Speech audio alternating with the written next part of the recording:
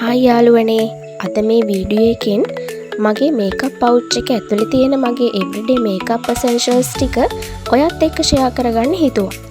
දවසට අවශ්‍යම makeup items මොනවද? මම මගේ පවුච් එකේ තියාගෙන යන්නේ මොනවද?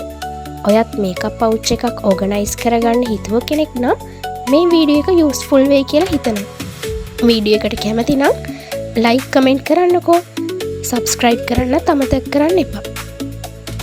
මම සාමාන්‍යයෙන් තෝරගන්නේ පොඩි පහසුවෙන් බෑග් එක දාගෙන යන්න පුළුවන් පවුච් එකක්.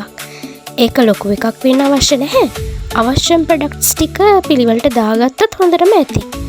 මට නම් පවුච් එකක් යූස් කරන එකේ වැදගත්ම දේ තමයි මගේ ප්‍රොඩක්ට්ස් ටික හැමතැනම විසිරීලා යන්නේ නැතුව එකම තැන තියාගන්න පුළුවන් එක.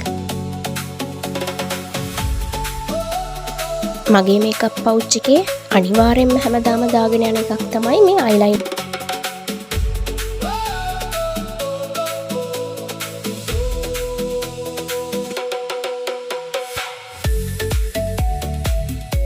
CCUK මේකප් ස්ටික් එකට මම කැමති වෙන්නේ ඒක යූස් කරන්න හරිම පහසුයි.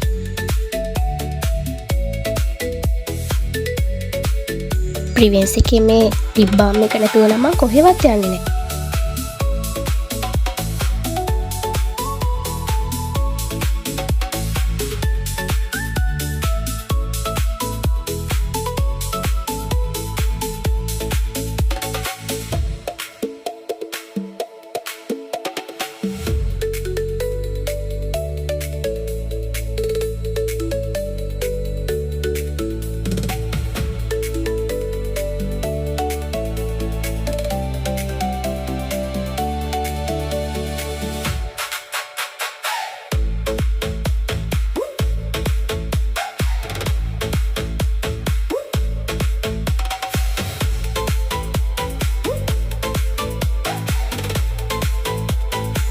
ඉතින් ඔන්න ඒ විදිහට තමයි මගේ එවරිඩේ මේකප් පවුච් එක තියෙන්නේ.